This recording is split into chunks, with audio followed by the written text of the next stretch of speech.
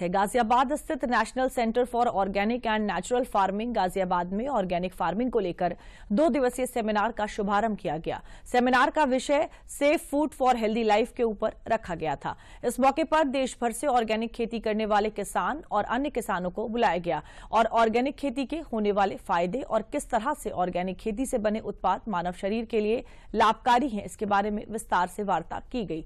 मुख्य अतिथि के रूप में MS खालसा ने कार्यक्रम में मुख्य अतिथि के रूप में शिरकत की और प्रदर्शनी का शुभारंभ किया।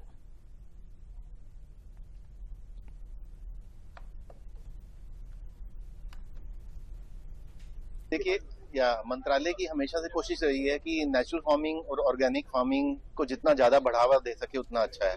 आपको पता ही होगा, अभी कैबिनेट ने भी नेशनल मिशन और नेचुरल फार्मिंग का एक कैबिनेट प्रपोजल को पास किया है नवंबर 2024 में।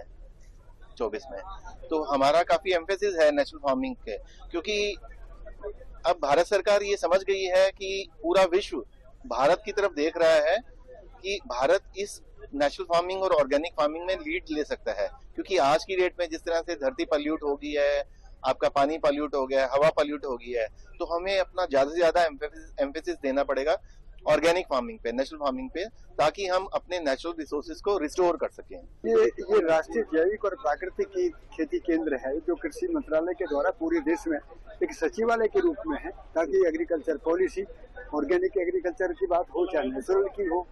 भारत के यशस्वी प्रधानमंत्री जी जो चाह रहे हैं कि भारत आत्मनिर्भर भारत बने, किसान समृद्ध हो, राष्ट्र समृद्ध हो, उसी कल्पना में जैविक खेती को कैसे योजना पूर्वक पूरे देश में चलाया जाए, उसकी क्या रीति नीति होंगी, क्या पॉलिसियां बनेंगी, किसानों का प्रशिक्षण कैसे होगा, उस पर गहरा चिंतन मंथन के लिए ये सम्मेलन यहाँ पर आयोजित है।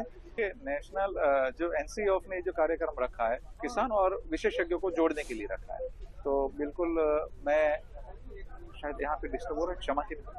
हाँ, तो इसमें मुझे एक विशेषज्ञ के हिसाब से कि किसान और गाय को कैसे जोड़ना है, तो हमने एक पद्धति तैयार करी है जो 7 दिन में यूरिया, DAP, पेस्टिसाइड्स बंद हो सकता है। तो मैंने अपना एक स्टार्टअप लिया है अपनी सुकास्ट के कश्मीर यूनिवर्सिटी से, जिसका नाम है कश्मीर एग्रो एक्सपोर्ट्स। यानी जितने भी कश्मीर के प्रोडक्ट्स हैं, एंड स्पेशली जो मैं पांपोर जो बिलोंग करता हूं, Chandhara on Jammu Srinagar national highway, वहां पे जो है 5000 हेक्टेयर पे ये सेफ्रॉन की खेती होती है। तो मैंने उसी को लिया है, क्योंकि वो अब 80% जो सेफ्रॉन है वो खत्म हो गया है, वेनिश हो गया है पांपोर से। So that is an alarming.